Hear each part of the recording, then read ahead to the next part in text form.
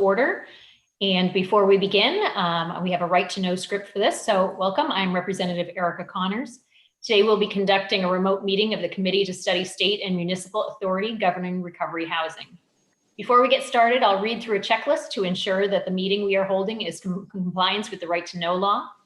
I find that due to the state of emergency declared by the governor as a result of the COVID-19 pandemic and in accordance with the governor's emergency order number 12, pursuant to Executive Order 2020-04 and its extensions, this public body is authorized to meet electronically.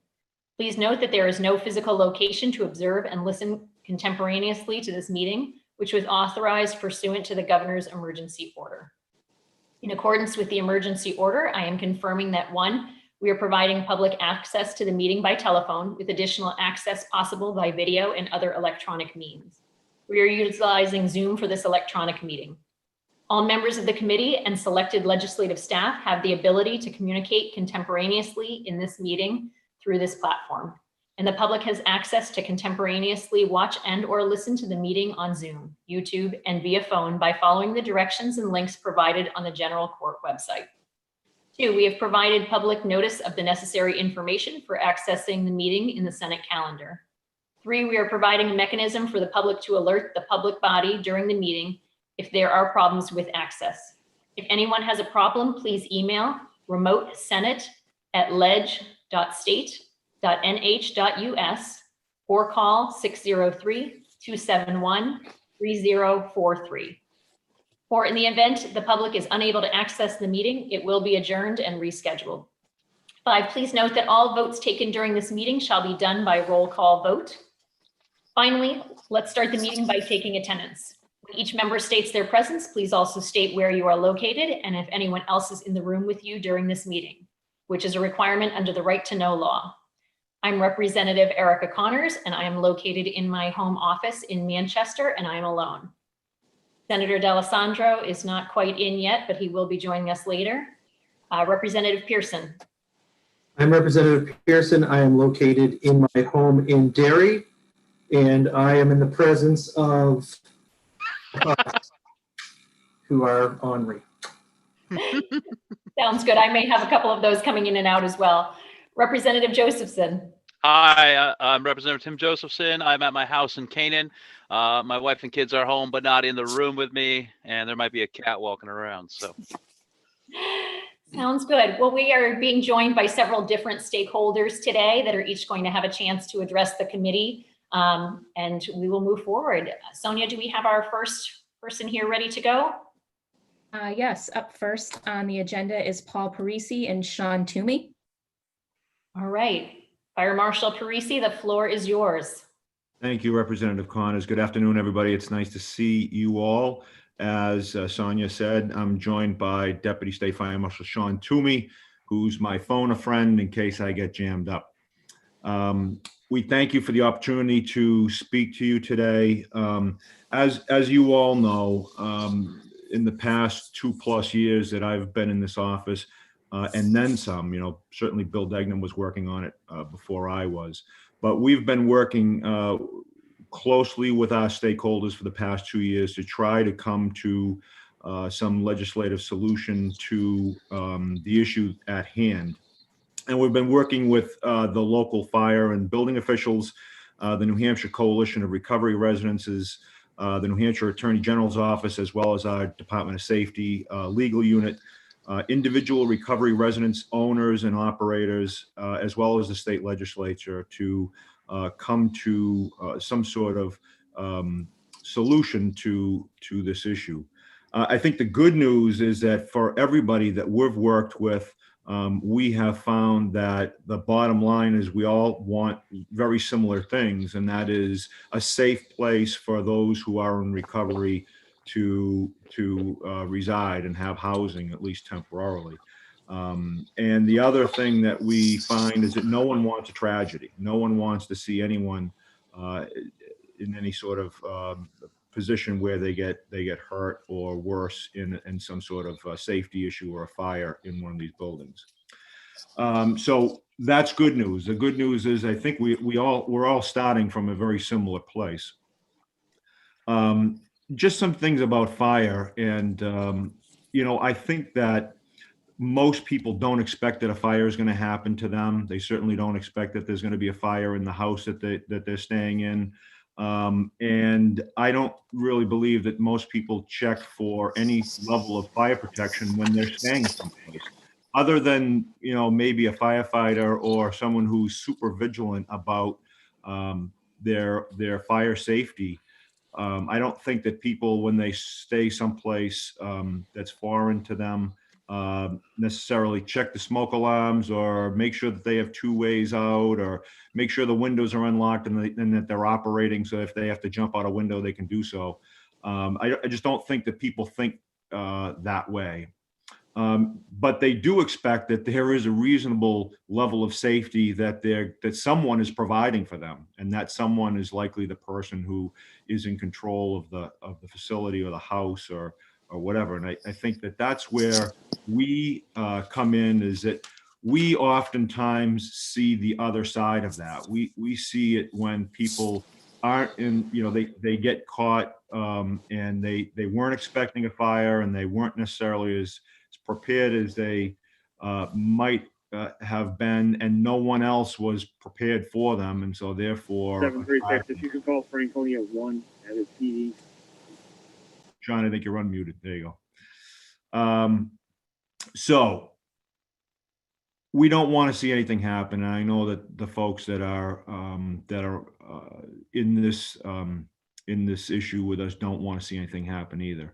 We also want to acknowledge and recognize that we know that there are many more people that are dying, many more New Hampshire citizens are dying on an annual basis from this terrible disease than they are of fire. And so we certainly don't want that number to turn, and we don't want to increase the number of fire fatalities that we have in a year, which by the way, is somewhere between 6 and 8, on average. But we know that we need to come to some sort of safe yet fiscally responsible answer. I really believe that House Bill 311, as it was amended in House Bill 1234 on June 11th, was a really good solution to the issue at hand. And just as a reminder, essentially what it did was it allowed the fire marshal's office, the state fire marshal's office, to issue a reasonable accommodation, or we call it in RSA 153 and Safe C 6000, the administrative rules, we call it a variance. But essentially, under the ADA, we call it a reasonable accommodation. It allowed us to do so upon request, provided there were some equivalencies that were put in place. And those equivalencies, in our mind, were things that would offset the possibility of a fire. So in other words, it reduced the risk. It did not eliminate the risk, but it certainly reduced the risk of a fire. And therefore, we felt it, on a case-by-case, comfortable that we could assess the situation and issue a variance. Those things were as follows. It was a properly maintained electrical and heating and cooking systems. It included having a single sprinkler head over a boiler, as well as a smoke separation from where the boiler or the heating plant was to the rest of the living space.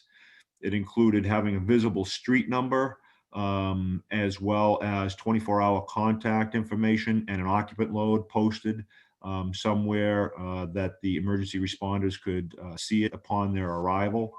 It included a written evacuation plan with evacuation drills.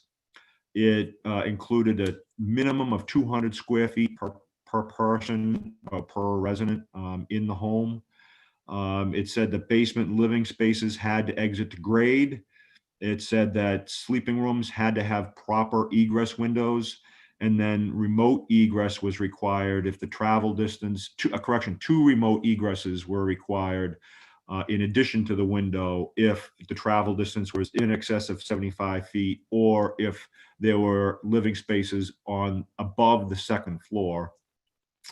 Interconnected smoke and carbon monoxide alarms were required throughout, and then if the occupant load was greater than 8, then a complete fire alarm system was required.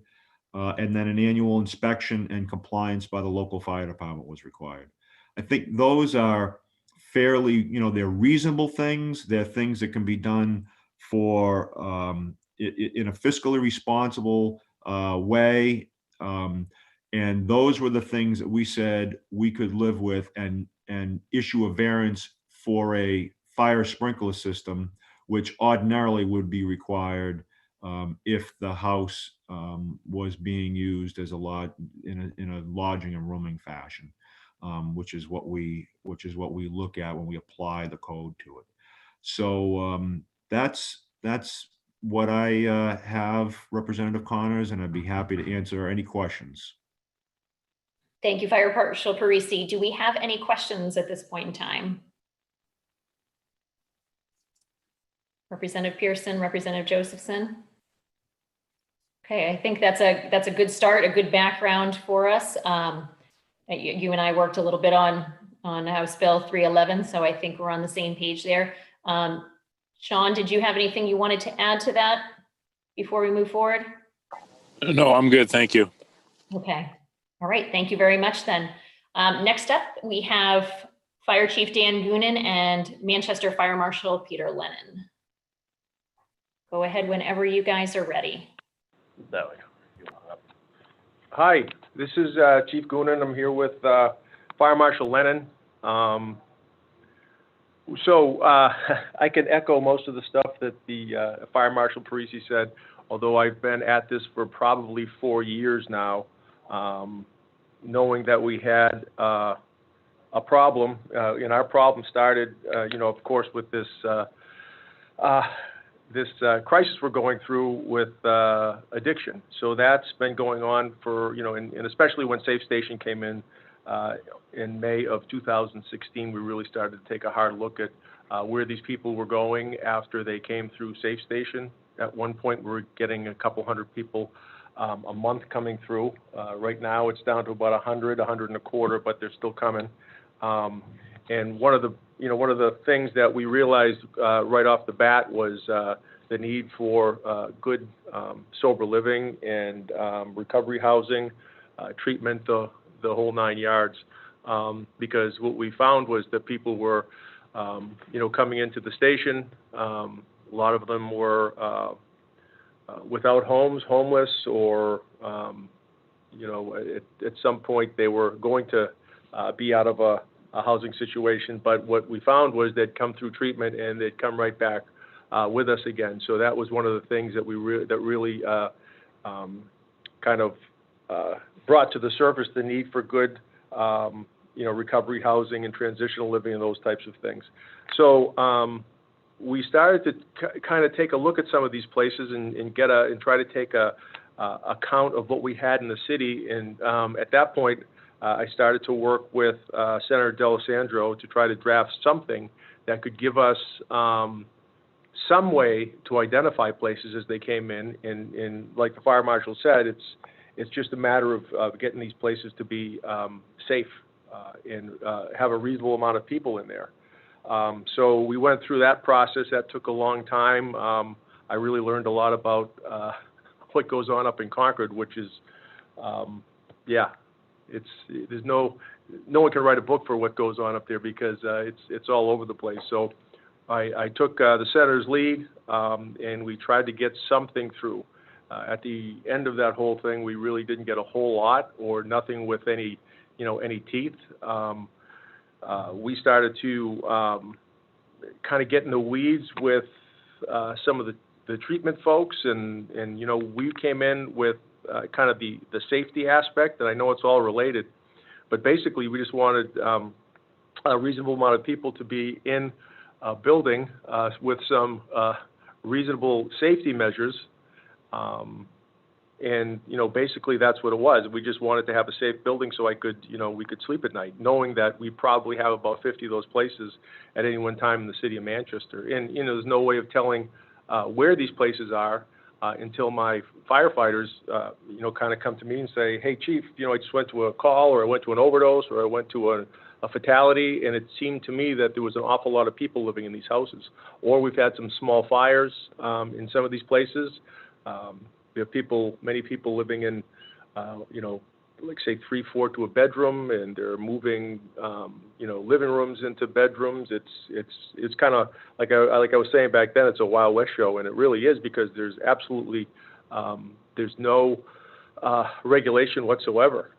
When you can call it whatever you want, whether it's regulation, just we just want to have some of these places identified so we can ensure that they have some reasonable safety measures. And I think what some of the work we've done as of late with Representative Connors and the fire marshal and my fire marshal is to get down to a place where we can at least have these places identified, and we can work with these owners to make them at least reasonably safe. And I think what we've got down to is not a whole lot more than we ask for people that are just have normal 3 and 4 and 6 families here in the city. And it's basically what we wanted was just a check sheet where you come in and say, this is what you need to open up some of these places. Just identify yourselves and we'll work with you. That didn't come to pass. I thought House Bill 311 was a good shot at this, and I guess it's still up there somewhere in Concord land, and I'm not sure exactly where it was. I know that we had some conversations about, was it House Bill 1234 or an omnibus bill, and those types of things. So we were hopeful at the time, and it didn't come to fruition. So here we are again, and what complicates things in Manchester, and what the state's helping us with that also, is that when these places come in and if there's no form of registry or identification, then they're popping up in places that aren't allowed regarding zoning. So you could have some folks coming in with a really good plan and a really good process and treatment and the whole bit, but they're in a place where they're not zoned. And then what we're finding is it's a nightmare of the local residences that just going crazy that they have a building, whether it's equipped to take more people or not, in a place where they're not supposed to be as far as our zoning goes. So it's a real mess here in Manchester, and I think the big reason is because we just can't identify where these places are before they come in. So people are coming in, they're setting up shop, and then this particular place that I'm talking about now, it's like 2 years down the line.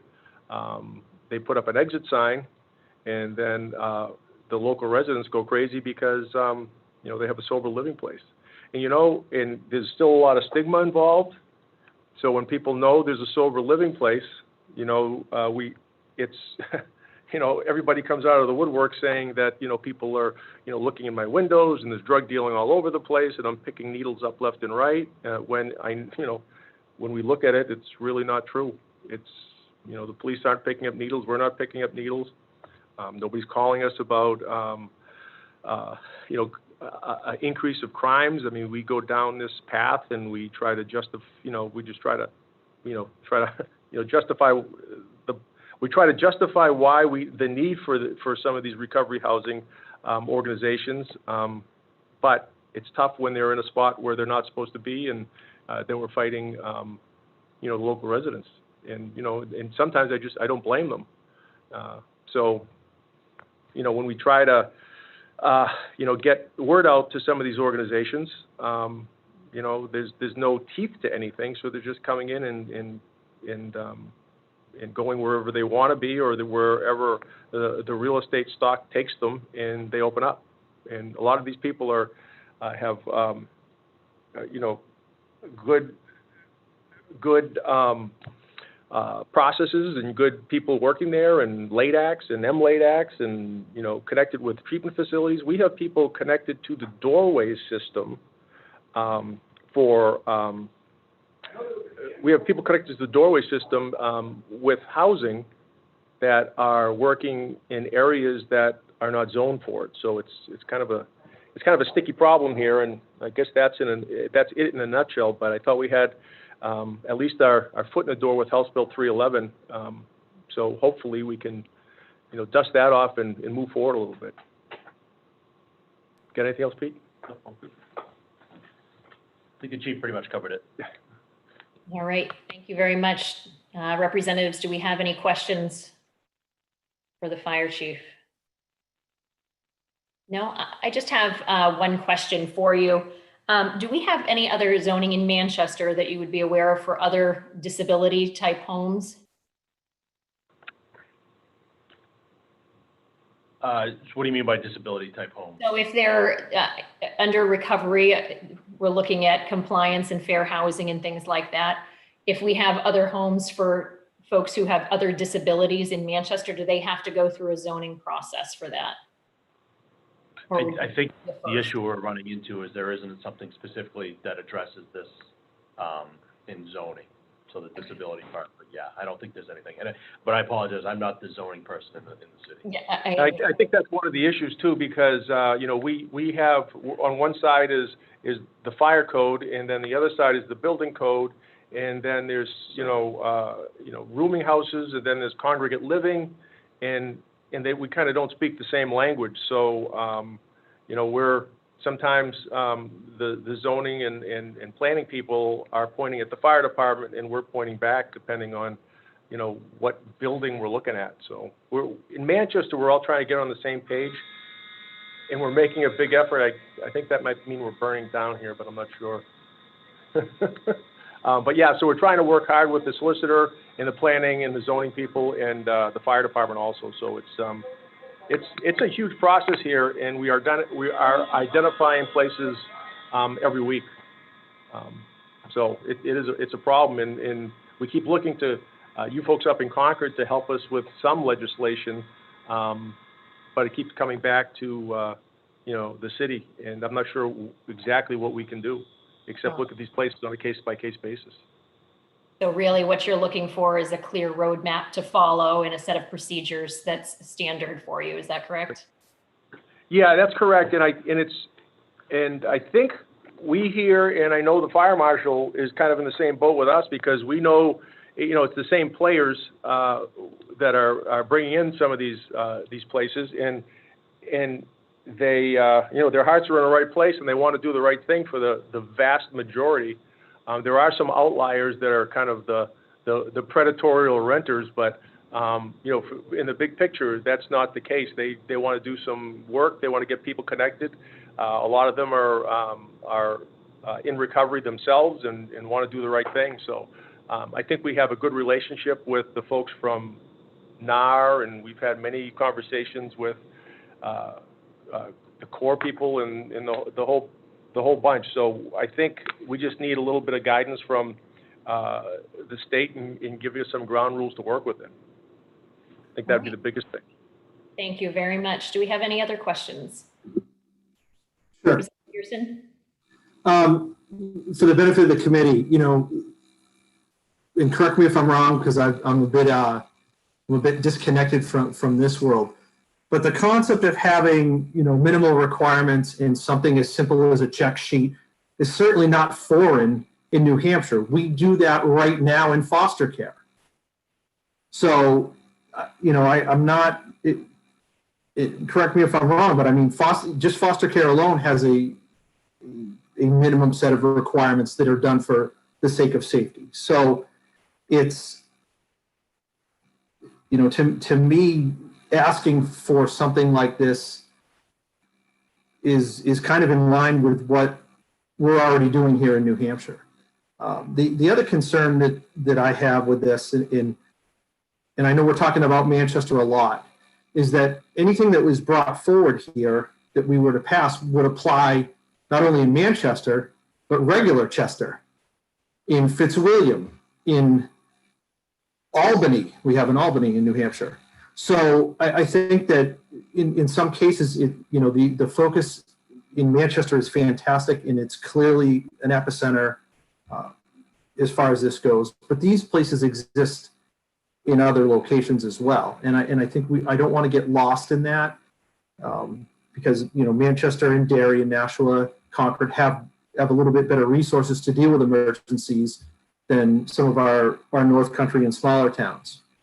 And I don't want that lost in the mix here, when we look at this. So, you know, I don't know if Marshall Parisi or Marshall Lennon want to, you know, I don't want to get into a conversation about foster care, but just the concept of having basic requirements and a basic checklist for something that involves housing that is necessarily, quote unquote, a little bit foreign is certainly something that exists here. Thank you. I definitely see your concerns there as well. And I think as we move forward through this, we do have Attorney Barry here who might be able to give us a little more insight into that piece of it as well. Do we have any other questions for the chief at this point? Representative Josephson? Yeah, it's more kind of a comment. One thing that really struck me is you said that a lot of it is dependent upon the real estate stock. So it doesn't, you know, it depends on where the houses are available for these groups to, like, you know, go in. So I think it's really important that we not, you know, tie it to any one type of zoning or anything like that, but just recognizing that, you know, as Representative Pearson said, I know that, like, you know, up in towns around here, I know like Claremont has looked at this type of housing and recover housing and stuff as well. So, you know, being able to scale it on a, you know, for a city as large as Manchester, but also a small city like Claremont or a small town like mine, which has no zoning, but could benefit from this type of, you know, checklist. So that way, when they do open up, you know, because the housing is there, so you want to be able to get access to it. That's all. All right, thank you very much. And gentlemen, thank you for presenting to us today. We do have a few more presenters on our list. Next up, we have DHHS. We have Jenny O'Higgins and attorney Melissa St. Cyr. Hello, good afternoon, everyone. This is Melissa St. Cyr. I'm the Chief Legal Officer for the Department of Health and Human Services. Jenny O'Higgins, I believe, is on the phone, but she was unable to get on as a panelist, so she may be able to join if she, I don't know if there's a way for you to patch her in, because she certainly has, okay, great. Because she certainly has some things to offer, so that's wonderful. So Jenny, I don't know if you want to introduce yourself. Thanks, Melissa. Yeah, I was having a little trouble getting in, but I'm Jenny O'Higgins. I'm the Legislative Liaison and Senior Policy Analyst for Behavioral Health for DHHS. So we have been working closely with Fire Marshal Parisi, as well as the City of Manchester and others to try to, you know, help with this issue. I do echo what Fire Marshal Parisi had said earlier, that, you know, obviously the biggest thing is to have these individuals have a safe place to live, you know, they get the treatment that they need when they need it. And that's obviously the goal of the department. We have currently we regulate through our Bureau of Licensing and Certification, we regulate residential treatment facilities. Our authority from a regulatory perspective is around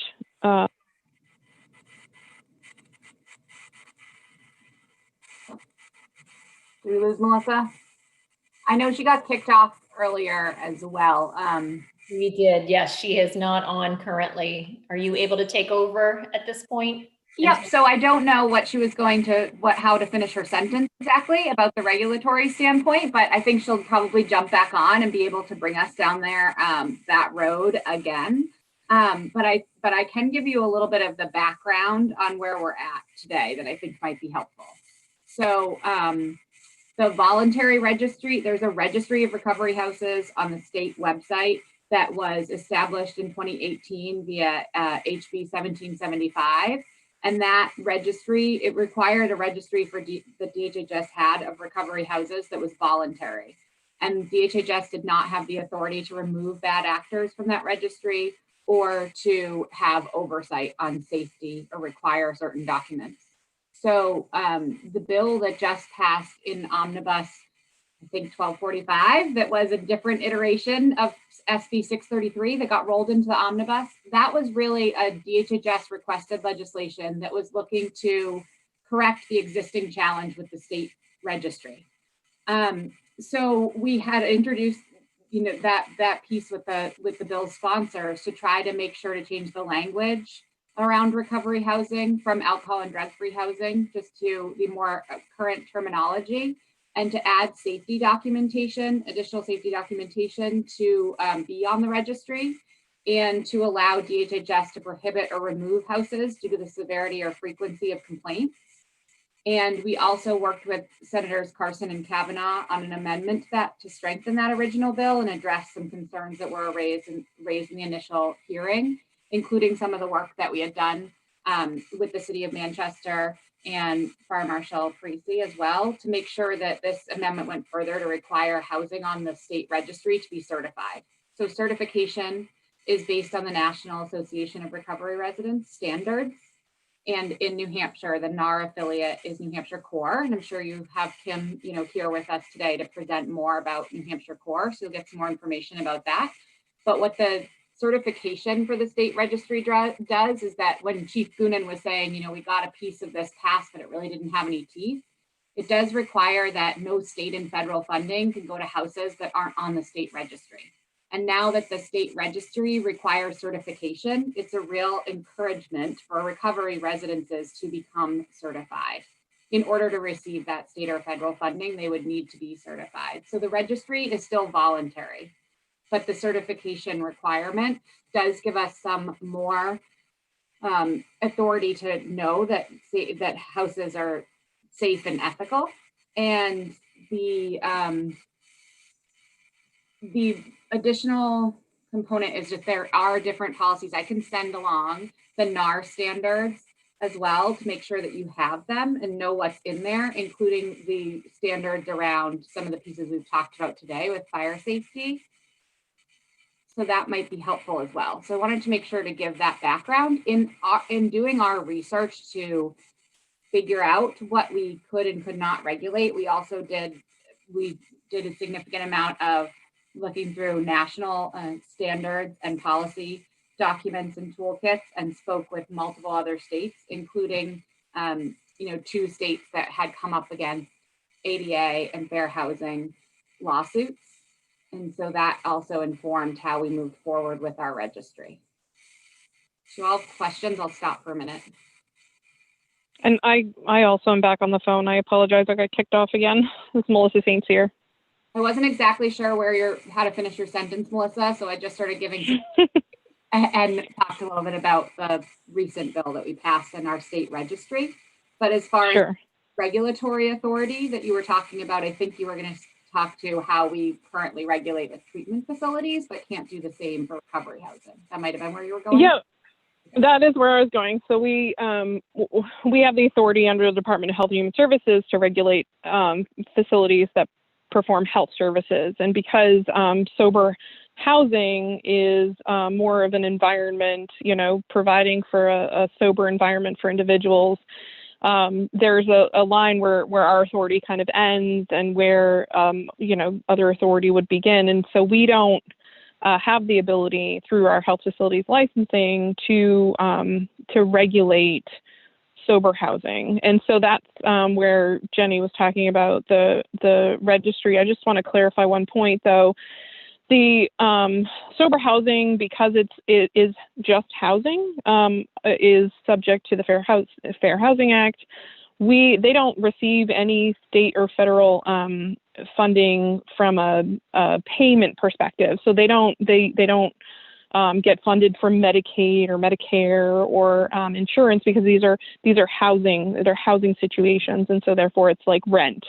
And so the way that the registry works is that for them to receive a referral from a residential treatment center, residential treatment centers cannot refer to sober housing facilities that aren't on this registry. And the registry, as Jenny has mentioned, has been significantly beefed up. It's allowing for additional protections for those who are in the sober housing, so that there's standards and the certification standards that are for safety and quality and all of that, what you would expect in a sober house. But there's obviously nuances to that, and there's things that we just cannot regulate, being the Department of Health and Human Services.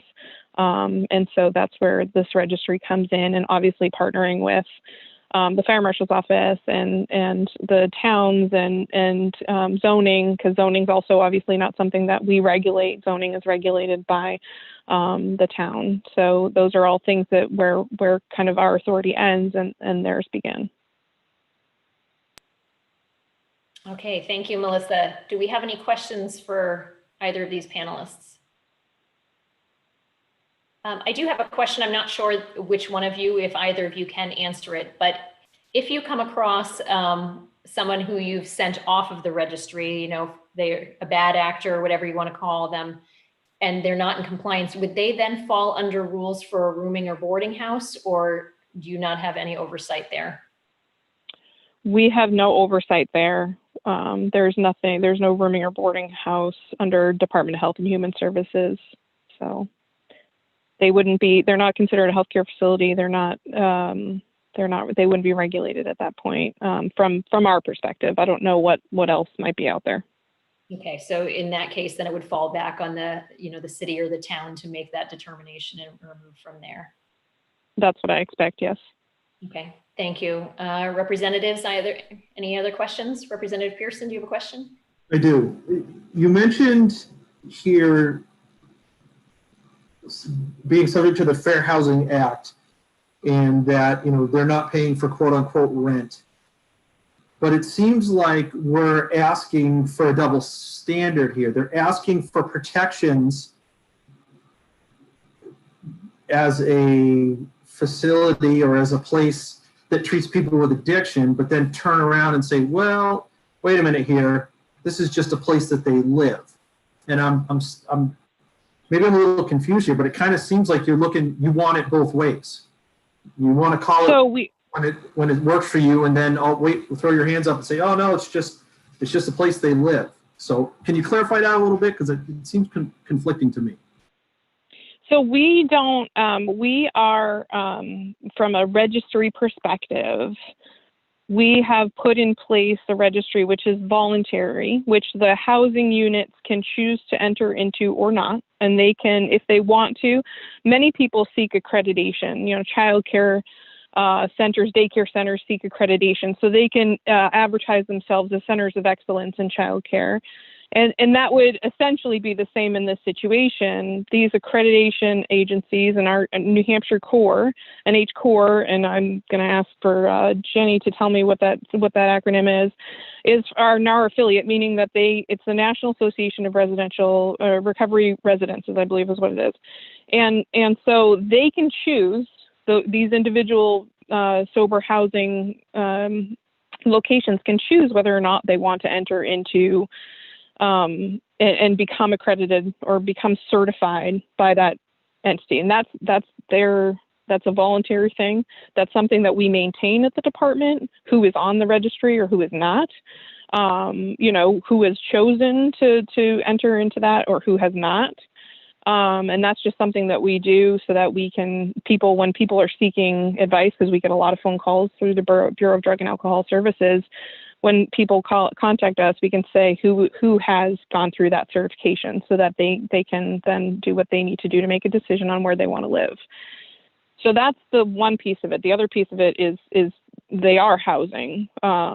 These are sober living situations. They're considered housing, and the federal government has, and I'm not the expert in the Fair Housing Act by any stretch of the imagination, but they have made a determination that sober housing environments such as these are subject to the Fair Housing Act. So that's a federal government, that's a designation on their end. So I don't know if that clarifies things for you or not.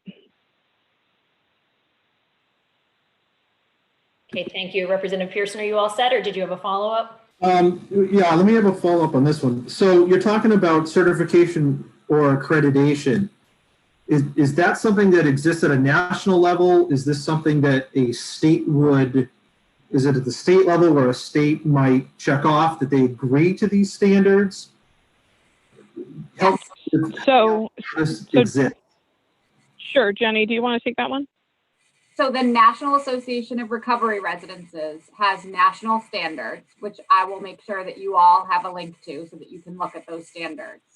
There's a NAR affiliate, the National Association of Recovery Residences has an affiliate in the state.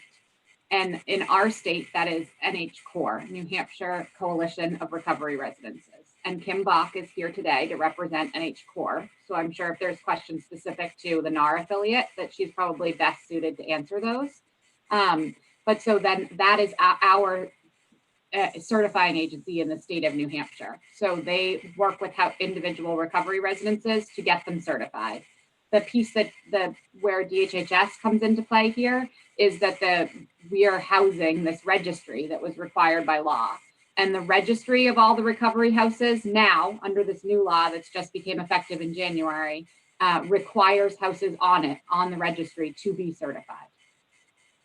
So it is a voluntary registry, so all houses are not required to be certified, but if they're not on the registry, they will not receive referrals from our treatment providers or from anyone who receives state and federal funding, and they will not be eligible for that funding either. So there is incentive for houses to become certified, but it is not a requirement. Does that help clarify? To simplify my answer, no. But I think we'll have to perhaps address this with New Hampshire Core. Okay, I'm sorry I couldn't give you a clearer answer. I will make sure that you all have the certification standards and any accompanying documents that I think might be clarifying or helpful. Okay, thank you very much. Appreciate you both presenting to us today. Next up, we have Attorney Cordell Johnston from the New Hampshire Municipal Association. He in here today with us?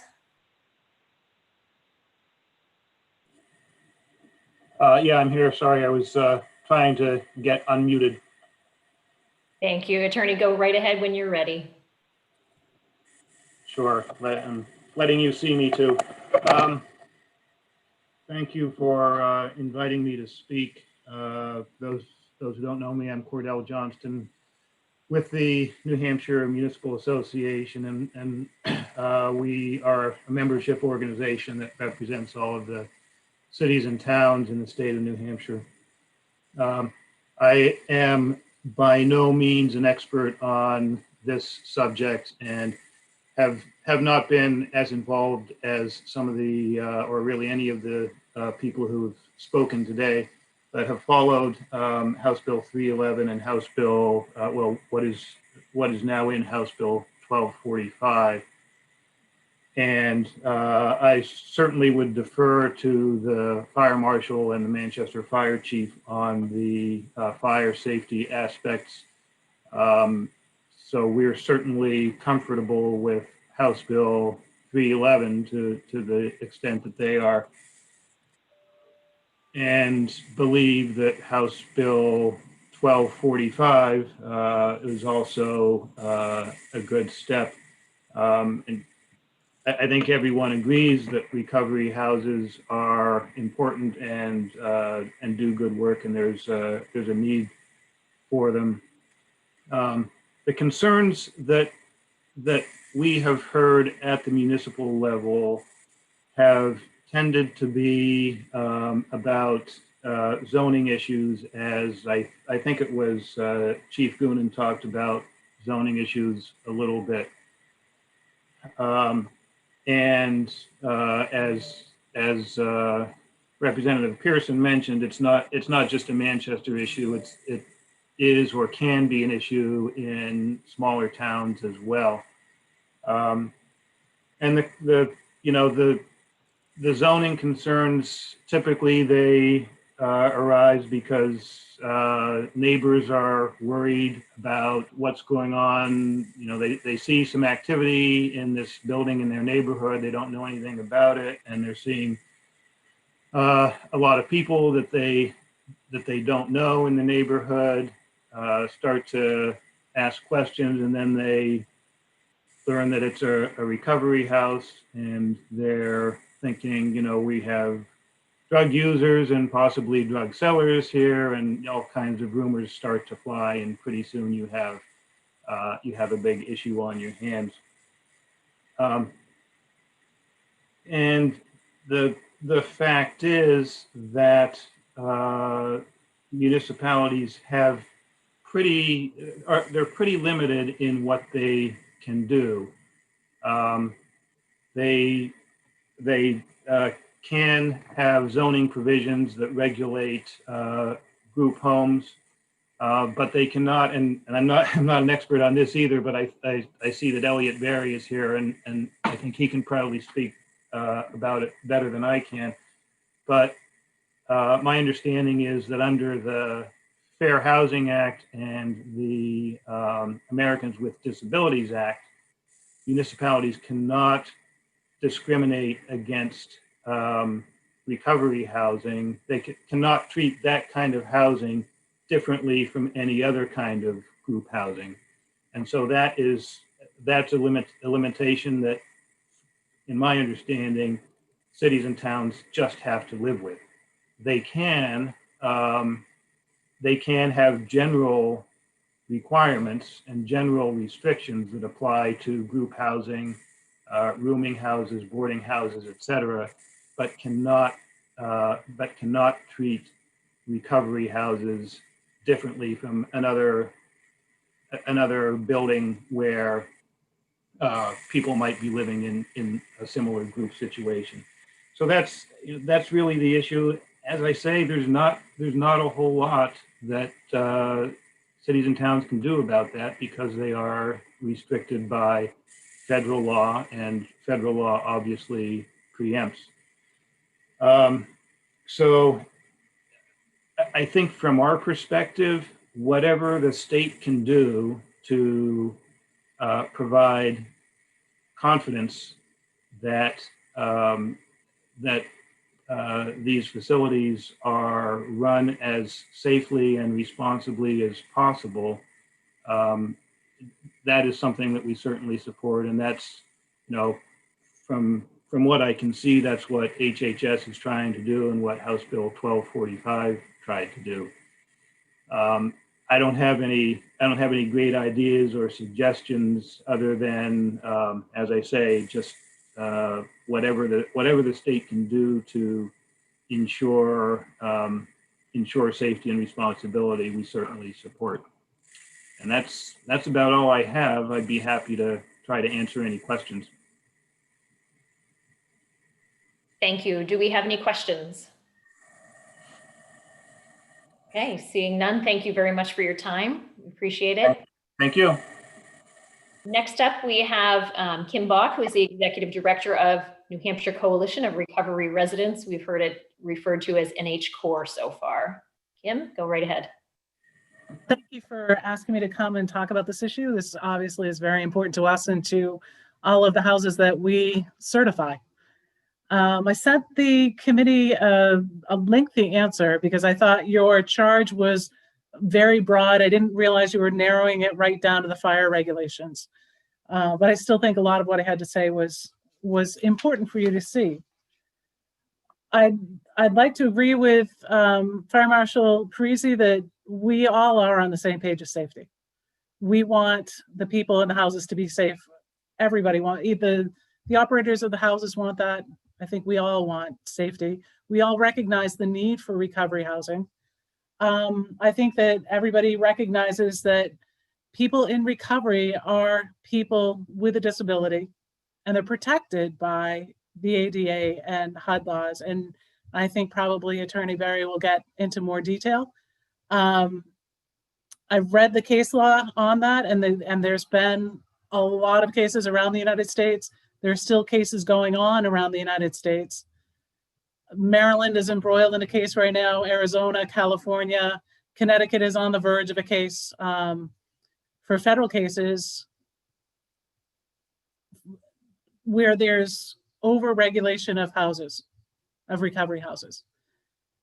From my reading on the case law would state that houses, recovery houses are, when they ask for accommodation, are to be treated as single family houses, not as group homes, not as congregate living, but they should be seen as single family houses. We look into the safety of a lot of things. And I just wanted to touch on what Paul put out as the checklist of safety things that was in 311, and let you know that we do a we review all the written documents that a house may have. We make sure the corporation is in good standing with the state, that they have proper insurance, so they're functioning as a respectable business. We look at all of the documents that the person coming into the recovery housing has to sign, and we want to know that the person coming in knows before they get through the door, what are their responsibilities, how much is it going to cost them, what do they have to do to behave in the house properly, what happens if they relapse, what are the processes, do they get a refund, what happens. We want to see that the person is well aware of the situation they're getting themselves into before they get in the house. We're also looking at the operational documents for the house. What are the rules for the staff and for any other employees in the house? How are they expected to behave? What are their responsibilities? After reviewing all their documentation, we have a verbal discussion where we sit down with the operators and we sit down with some of the members of the houses, some of the residents, and we have a scripted conversation where we're trying to establish that what was in the paper documents that we reviewed, that actually happens in practice. So we're trying to support those paper documents. Finally, we take a walk through the house, and we don't do an inspection because we don't have credentials to do an inspection. We're not experts in zoning, we're not electricians, so we never call it an inspection. We do a walkthrough. When we do our walkthrough, if I'm looking at that list that was in House Bill 311, I look at the heating appliances, I look at the cooking appliances. I don't have the ability, I'm not an electrician, I don't have the ability to tell you that they are in perfect working order or that the electrical system is adequate. I don't have that ability. Right now, we do not require the single sprinkler head over the boiler, although I do think that's something that we could write into our standards. And I agree. I think that is a great compromise to what we originally read as something, I think it was a 1 or 2 hour fire suppression wall that really seemed very expensive and very difficult to do. I think I've talked with Paul about the sprinkler head, and I think that's a great solution. We do make sure they have a street number on the house number, that it's visible from the street. We require that the contact information for the operator of the house is posted and available, and that all of the residents know where it is, and that they are instructed to give it to anybody who comes to the door with any kind of a concern. We make sure that evacuation plans are posted on every single floor. We make sure that there are recorded records of evacuation drills, and that all of the smoke detectors are tested during those drills, that there is a meeting place for everybody outside the house that is out of the way of any emergency equipment. We make sure that there's 200 square feet per person in the house. In addition to that, there has to be 50 square feet per person in a bedroom. There are never any people that are housed in living rooms, dining rooms, or kitchens. Those are separate sections of the house. And if you think about the square footage, you wouldn't be able to do that. Typically, we're seeing 2 people to a bedroom. In rare cases, we might see 3 if it's an exceptionally large room. Typically, 2 people is the right balance for the house in helping someone to go through their recovery process. We are not requiring basements to have an exit to grade, but we do require every bedroom to have 2 adequate egresses. And I have denied certification to houses where that isn't the case. The 2 egresses for 75 feet or more of travel distance, right now, we haven't looked at that. I am having a hard time imagining a building where that would be the case for the houses that we certify. We require a smoke detector in every single bedroom and on every floor. We also require a smoke detector near the heating system. When we do our annual walkthrough, we make the operator test every single smoke detector for us. Every single one of them has to go off. The next thing that Fire Marshal Parisi suggested, that over 8 people, there should be a complete fire alarm system. Our position on that would run right up against ADA and HUD regulations. That there is no magic number for the number of people that is appropriate in a single family residence. There's nobody that has the ability to tell a family that they can have 2 kids or 4 kids or 8 kids. Nobody can say that. What we can say is there's 200 square feet per person in the building, and there's 50 square feet per person in the bedrooms, and that there's a kitchen and there's an eating area that accommodates every person in the house together, and there's adequate gathering space like a living room that also accommodates all the people in the house to come together. As I mentioned, this is an annual walkthrough that we do. It's an annual review of all of the paperwork. It's an annual conversation, and it's also an annual walkthrough. So this happens on a regular basis. What houses are trying to bring to a person in recovery is a sense of family. And case law would tell you that that sense of family is what's most important in fire safety. It's compared to parents with a few kids, 2, 4, 8 kids, doesn't matter. If something happens and the smoke detector goes off, parents are connected to their children in such a fashion that they will rescue their children. They won't leave them in the building. The social model, the theory behind that, the connections that are built between individuals who may not be related by blood, but who live together as a family unit, they build significant connections, significant enough to cause them to help each other get out of the building. And that's been discussed really well in case law. A couple other points that I wanted to just note that I've heard made. There's a question about houses being not allowed in recovery houses, not being allowed in certain zoning areas. Again, I don't think that's possible. I think that because people in recovery are considered to be people with disability, you can't discriminate against them in any neighborhood. They belong in all neighborhoods. As part of one of the assurances that we try to give to neighborhoods is that we require a good neighbor policy from all of the houses.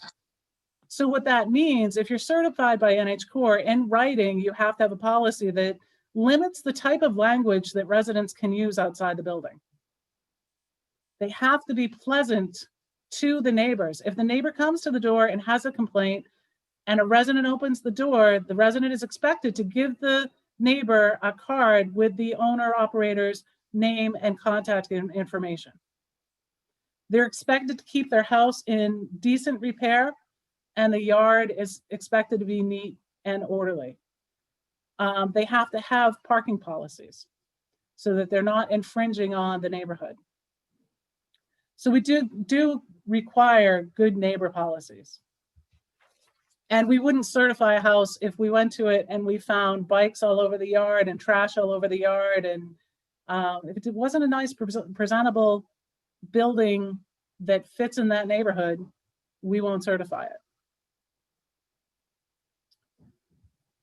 the idea that there should be a check sheet required that would be similar to something that we'd use in foster care doesn't seem to fall in line for recovery residences to me.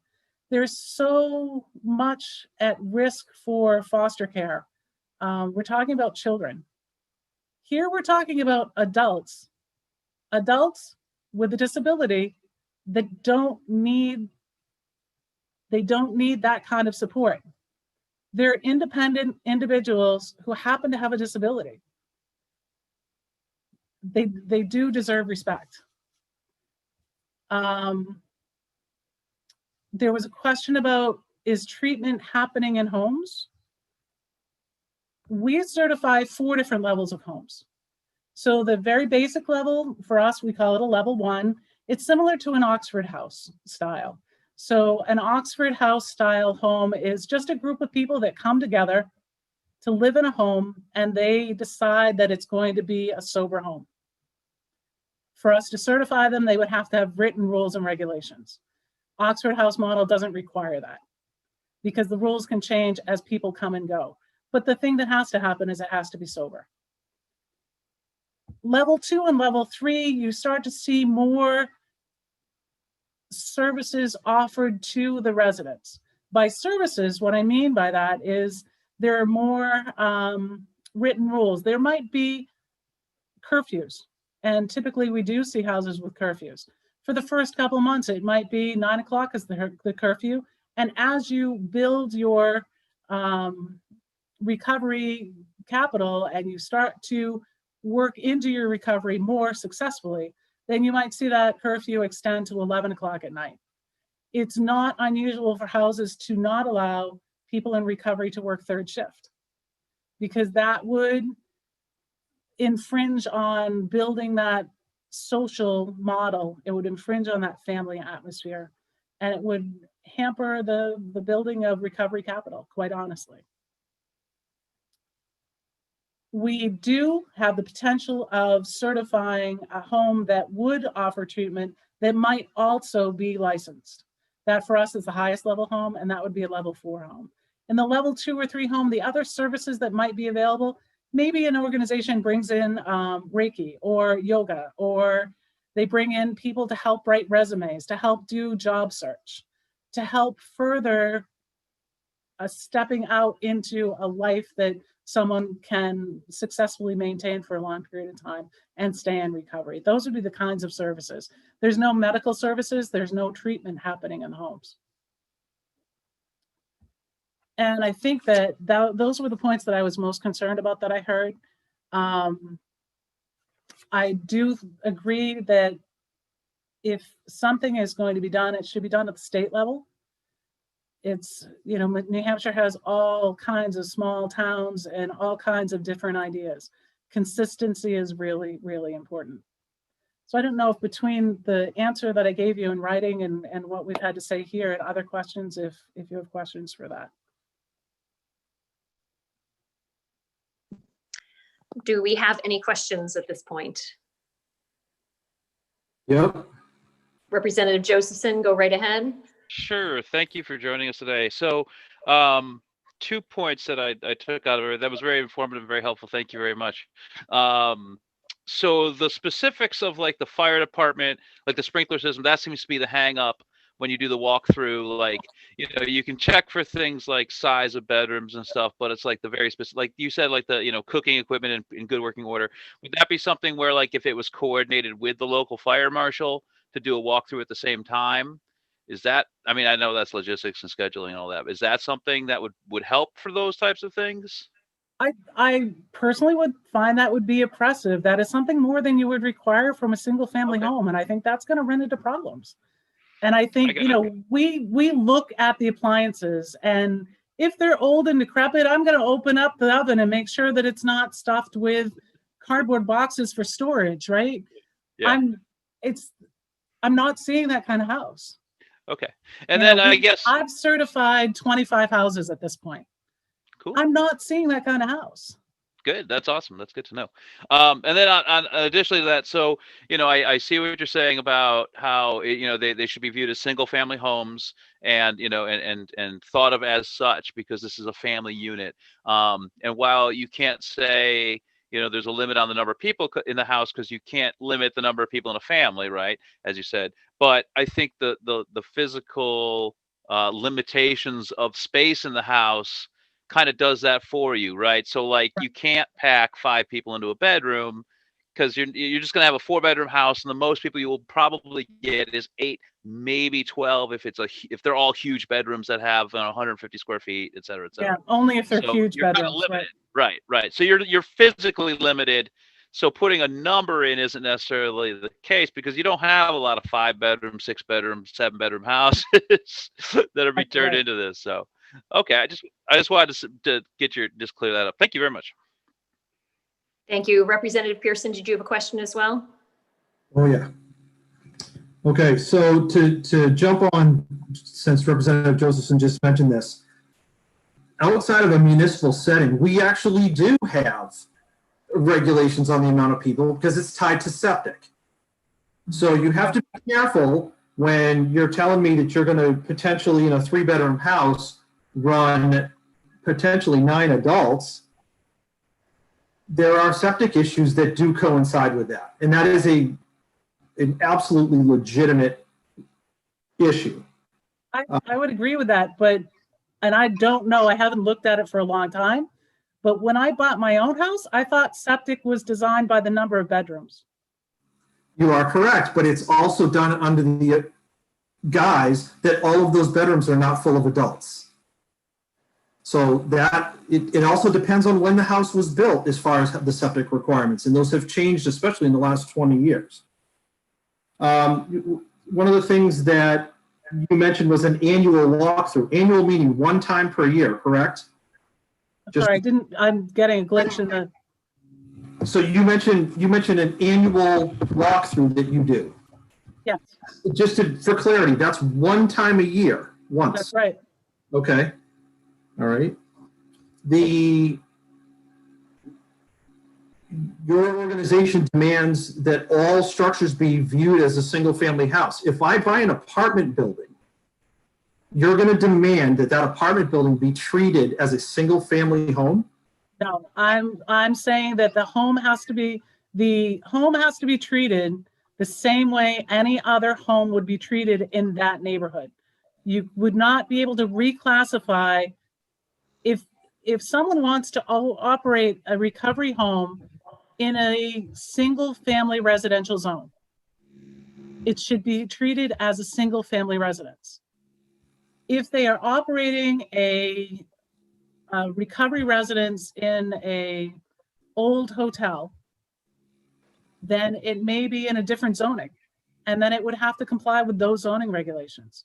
If they are operating it in a large apartment building, it would have to comply with those regulations. Okay, because that kind of falls in the face of what you said. So I'm just trying to make sure that I understand that correctly. I'm sorry I wasn't clear on that. It definitely has to follow the neighborhood or the zoning area that it's in. You mentioned that you talked about being a good neighbor complaints. Those neighbor complaints seem to be addressed to an on-site person. Are you required to be notified of neighbor complaints to any of your facilities that fall under New Hampshire Core?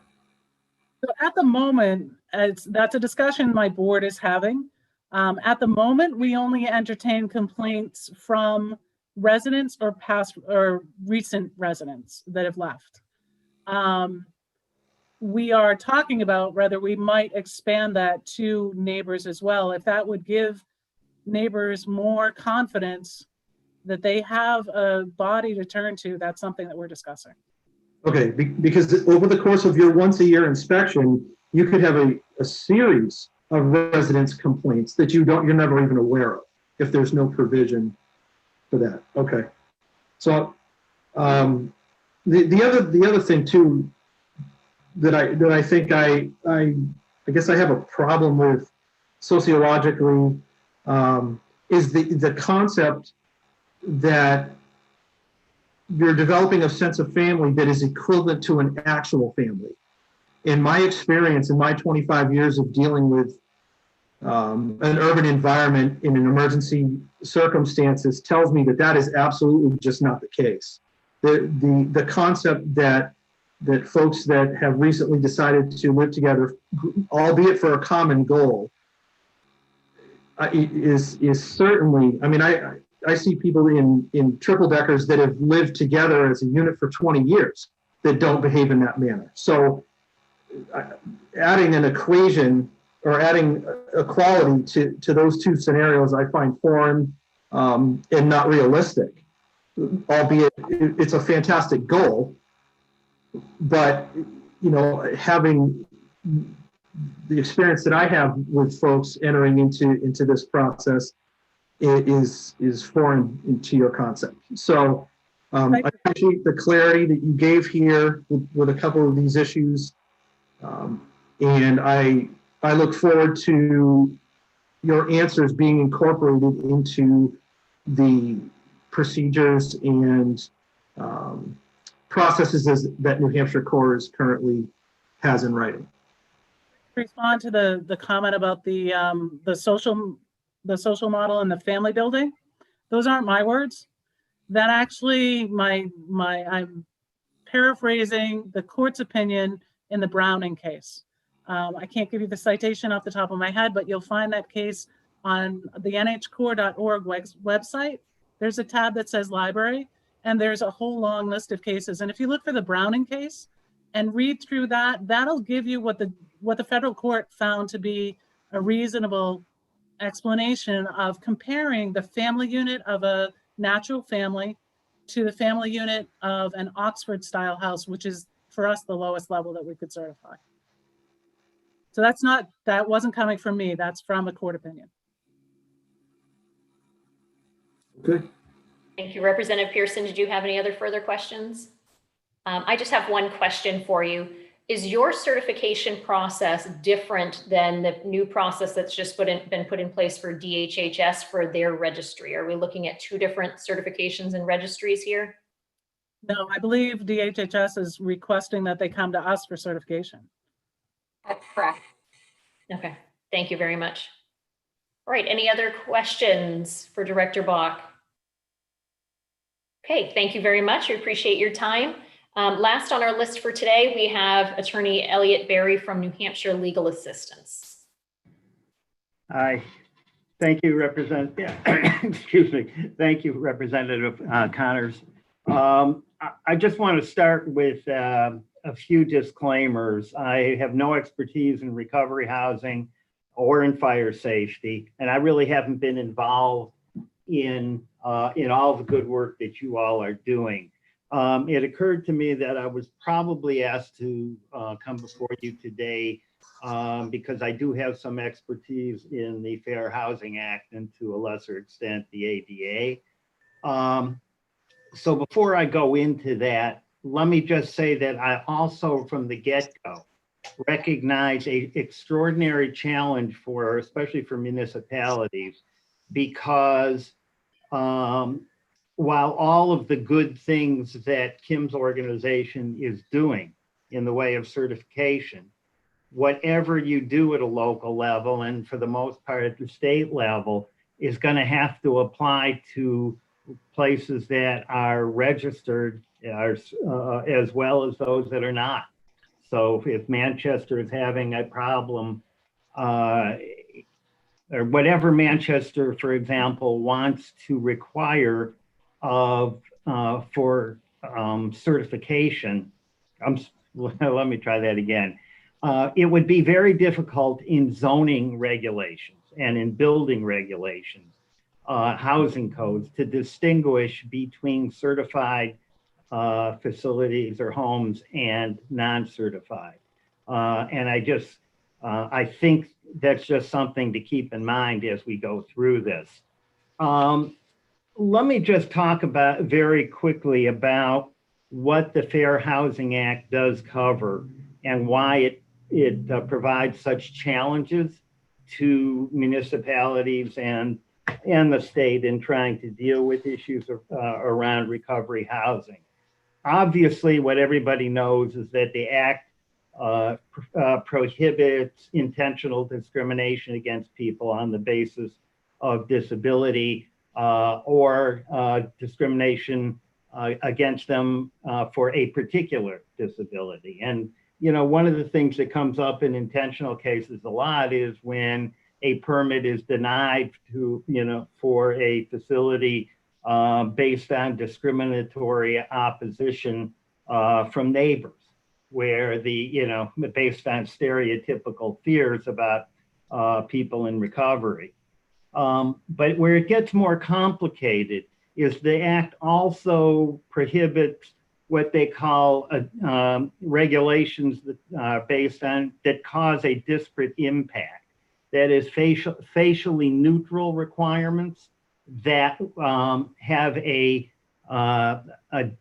disparate negative effect on members of a protected class, such as persons with disabilities. And where this comes up a lot, and we'll probably talk about this a little more later, is say you have a single family zone, that is a zone that limits homes or the creation of homes for only one family. And then they define family as no more than 3 or 4 unrelated people in the home. It's a facially neutral classification, but it has a very, very negative impact on persons with disabilities who desire to live in a single family home. That can easily, or in many cases, that'll be struck down as having a disparate impact. And then third, the most complicated, beyond the shadow of a doubt, is the Act describes or defines its definition of discrimination includes the failure to grant a request for a reasonable accommodation that's necessary to afford persons with disabilities to enable them to have equal opportunity to use and enjoy housing. And this goes back to an observation that Representative Pearson made about, well, are you asking for special treatment? And the answer to that is under the first two, under intentional discrimination or disparate impact, you're not asking for special treatment. But in fact, for persons with disabilities, it is a violation of the Fair Housing Act to deny a reasonable accommodation that is necessary to enable people to use it, and disabled persons to use and enjoy property on an equal basis. And usually this comes up when a sponsor is trying to get a variance from a provision of a local zoning ordinance. And again, I'll come back to that later, but that's it's a thorny, difficult thing for local regulators. It is very clear that persons recovering from substance abuse disorder or alcohol dependency disabilities and are protected by the Fair Housing Act. What is not covered are current users of illegal controlled substances, and in my experience, current users will usually have a look back period of about 6 months, so that if somebody hasn't been using illegal drugs or having alcohol dependency issues for 6 months, then they won't be protected by the Act. People who are convicted of manufacture or distribution of controlled substances are not protected by the Act, nor are people who have been found guilty of sex offenses. I think it's clear to people from what you've heard already, the Fair Housing Act overrides state and local legislation. There's no question that voluntary certification or licensing does not raise issues with the Fair Housing Act. And again, I think and her group are doing is really excellent work in trying to ensure appropriate and a high level of performance by operating sober homes. It's also clear that requirements that protect the health and safety of residents of a home are okay. That's fine. And fire and life safety requirements are certainly appropriate.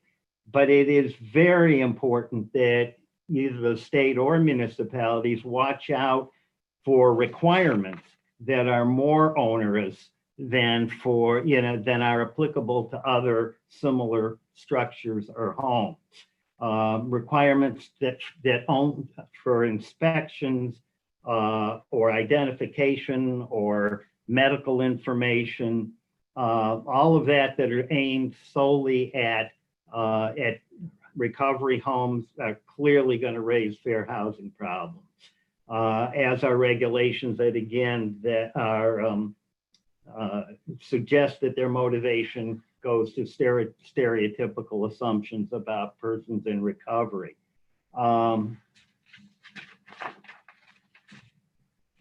It's also clear that if there were any state or local regulations that require that residents of in recovery homes be involved actively in treatment, that would not be legal.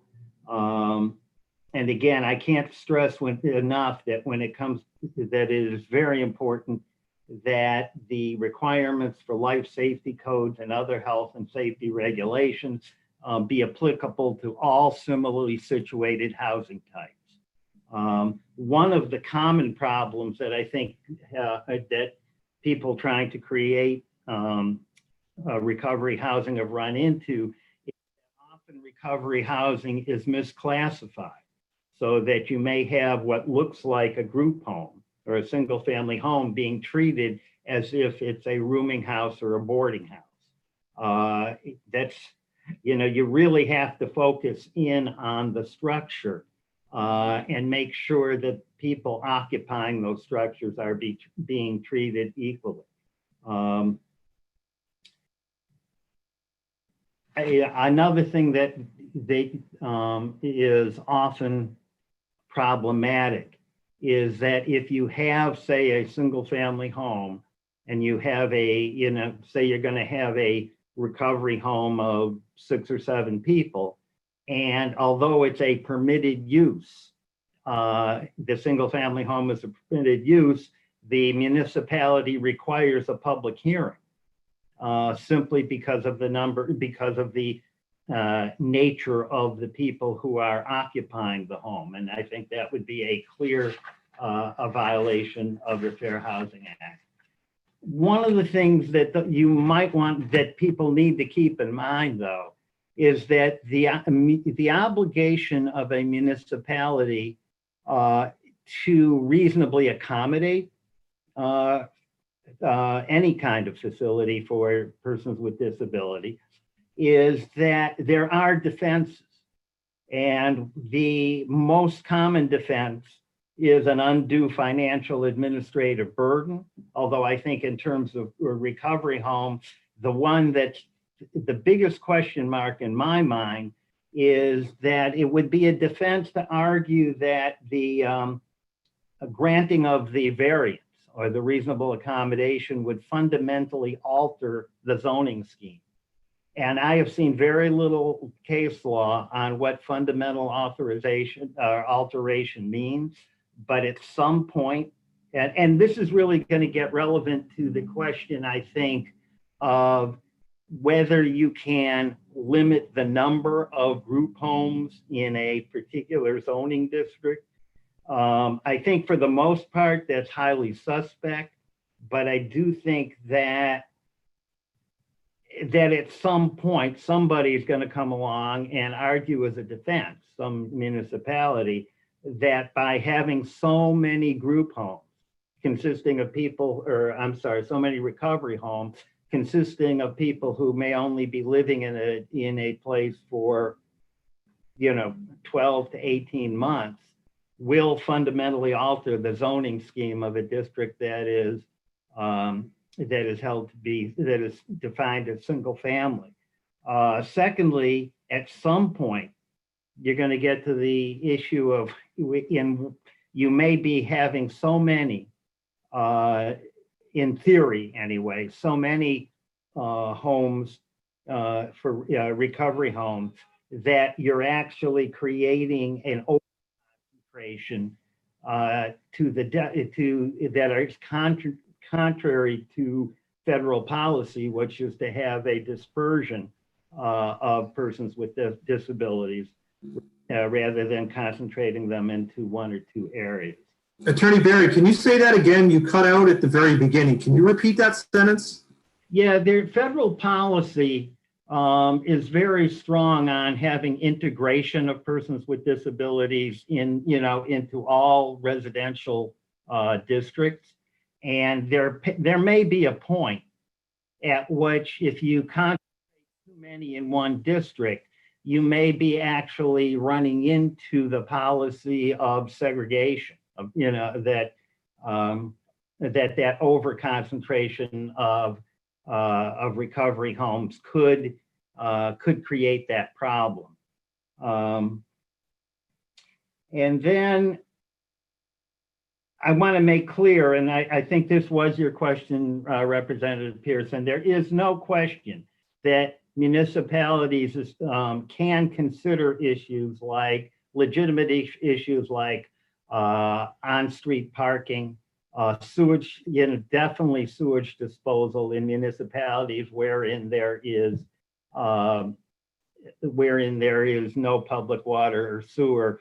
Those are legitimate issues for consideration, particularly when a reasonable accommodation is being requested. If you have if the applicant complies with the zoning ordinance and doesn't need a variance, then I think that's a bigger problem because of what Kim referred to when she was talking before about, that single family residences don't have to have a limit on the number of kids you can have. But if the town certainly has more leverage and there are a broader allowable set of considerations when when the municipality is faced with the request for a reasonable accommodation. The thing about a reasonable accommodation, and this is really, I think, the nub of it, it's supposed to be an interactive process. So when a proponent of a recovery home is asking the town for a variance, rather than simply saying no, it is really important that the planning board or the ZBA come back and say, look, here's another way that you can get to X while we're still trying, to protect our legitimate interests and still accommodate the needs of the persons with disabilities. Straight no really does beg for a lawsuit. I just want to run through and see if there were some questions that I might be able to be helpful with. Oh, the issue of identification. And again, I'm not sure what Kim's take on this is, but I think if you have, a single family structure that is going to be occupied by, by a number of people that's no bigger than a typical family, the fact that they would somehow have to be publicly identified, I think is a big, big problem. If you think of it, the easiest way to think of it is that if I'm a family and I have a developmentally disabled child, is there any justification under any circumstances whatsoever that I would be required to disclose to the neighbors that I have a child with developmental disabilities? And I think the answer is clearly no. And I think the same problems come with a requirement of publicly identified uh, um, uh, recovery homes. Yeah, the issue about foster care, and I think Kim answered that correctly. I think the major justification for extensive regulation of foster care facilities is that you're dealing with minor children. And the state has profound obligations to protect children in a way that they don't for adults. I think one of the tools that municipalities have to deal with problems posed by uncertified recovery homes is just basic code enforcement. There are a lot. Manchester, for example, has last time I checked, a certificate of occupancy program where every 3 years the owner of the home or the property, if it has to get a renewal of their certificate of occupancy. And along with that, obviously, comes an inspection. And if that is applied evenly to all, to all rental structures, then, I think you can do that. Yeah, I think that's probably all I need. I'd be happy to answer any questions, but I don't envy you all. This is a very, very complicated area. Thank you. Do we have questions for Attorney Barry? Representative Josephson? Yeah, so thank you for joining us. I did want to make sure you came in because you came into our committee, Municipal and County Government, and you brought up a lot of these issues which we were not aware of. So thank you for coming and joining us today. Sure. So I just wanted to clarify. So basically, I mean, as Kim was saying, it's important that these structures are treated the same as any other house under the same zoning, single family house. So if like the state said you have to have an annual fire inspection, that's onerous because a single family house doesn't have to have an annual fire inspection. But if it was said that, you can voluntarily get the certification, part of the certification is the annual inspection, that's okay? Yeah, well, certainly. As long as it's all voluntary. That's right. Anything a municipality does to encourage a sponsor or proponent of a recovery home to get certification, as long as it's voluntary, I think that's laudable and legal. Okay, thank you. Do we have other questions?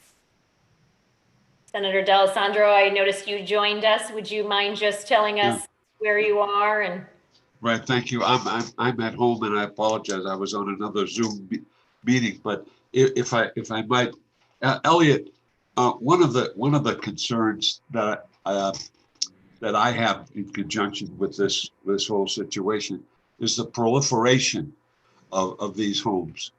All of a sudden they appeared. It was brought to my attention by the town of Franklin that they initially were having some difficulties. I don't think anybody's opposed to people rehabilitating and restructuring their life. I think one of the concerns was that it appeared, and again, this is from the testimony that we received, that people were taking advantage of these individuals and calling it a quote unquote sober house. And yet we had people dying because of overdoses in the facilities.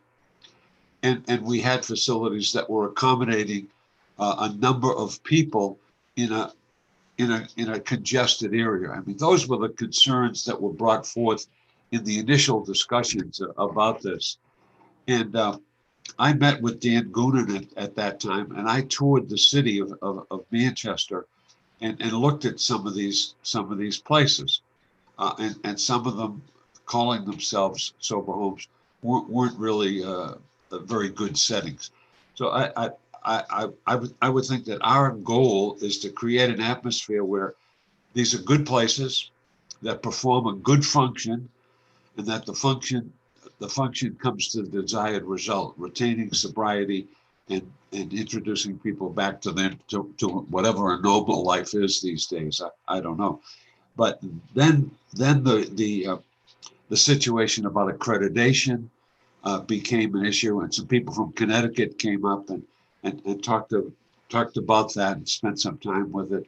Then we got HHS involved with a portion of their policy with regard to sober housing. So I'm a long way of saying I think we all want to get to the right point, but how do we get there in terms of providing the accommodation, a safe environment that allows people to continue on their path to sobriety, and how do we do that in a reasonable way?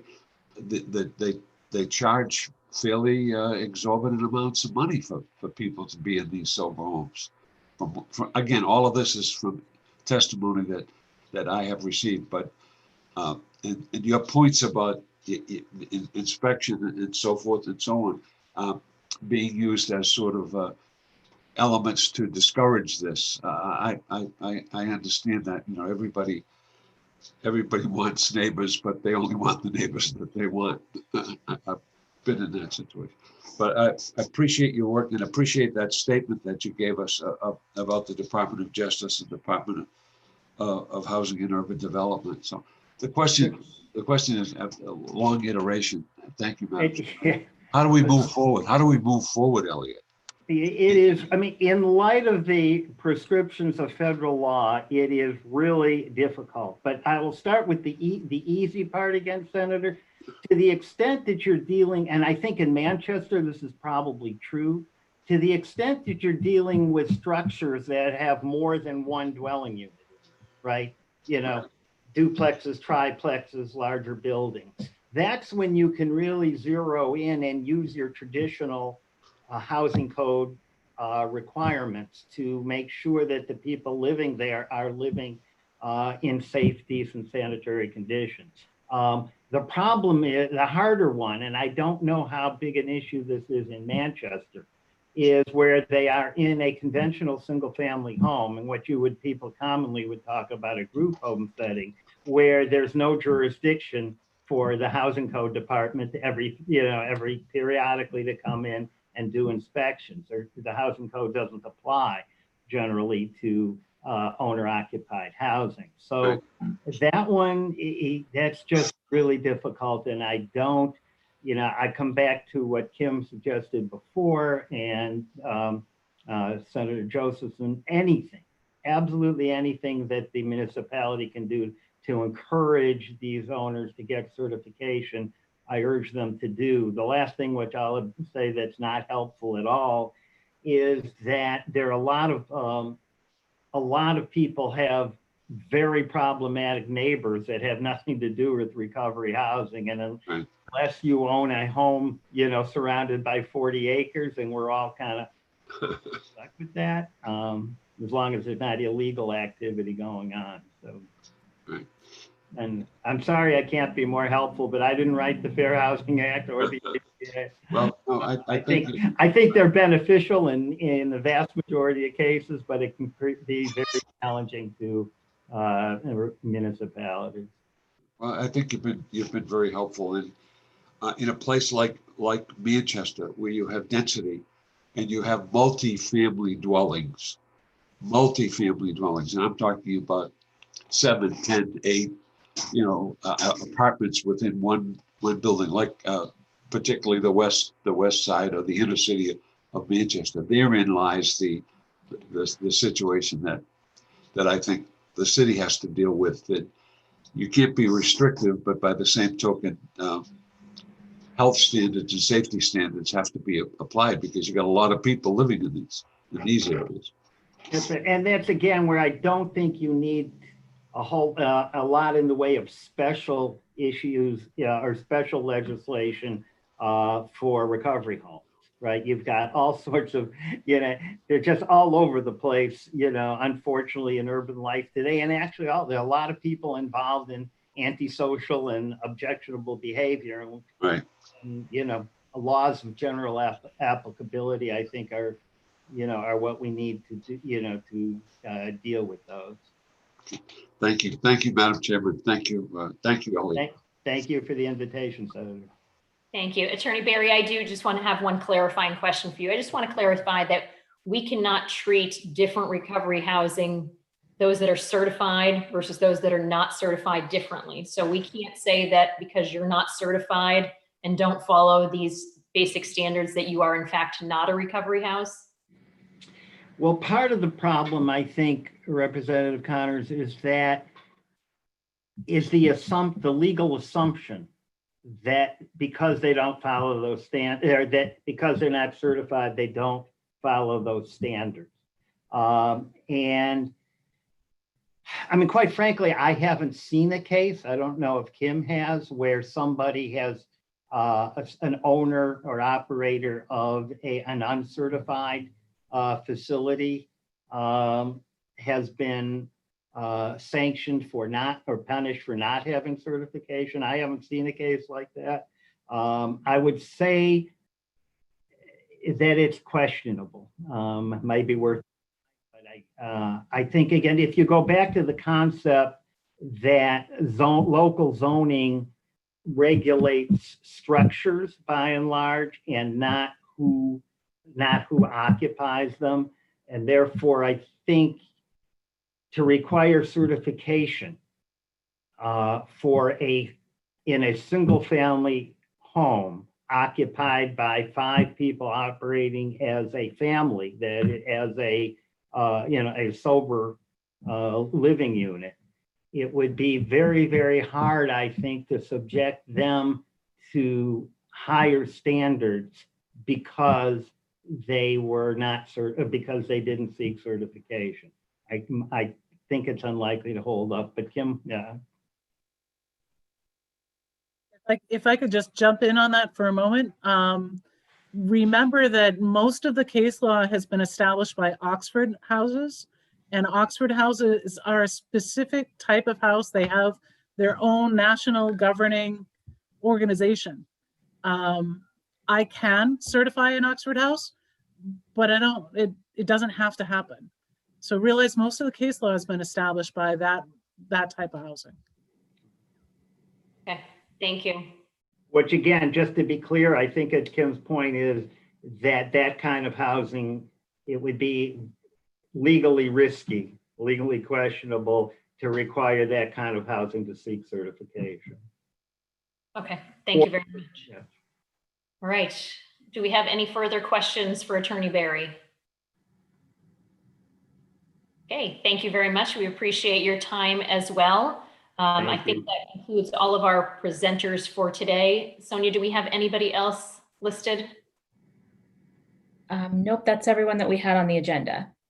Okay, well, thank you very much. We did skip over one portion of our agenda, it looks like, which was number 2. We just need to go back to that very quickly. And that's the approval of the minutes from October 15th, 2020. Do we have a motion to approve those minutes? I'll move that we approve the minutes. Thank you. Moved by Representative Josephson, seconded by Representative Pearson. And I believe we have to do a roll call vote on this as well. Senator D'Alessandro?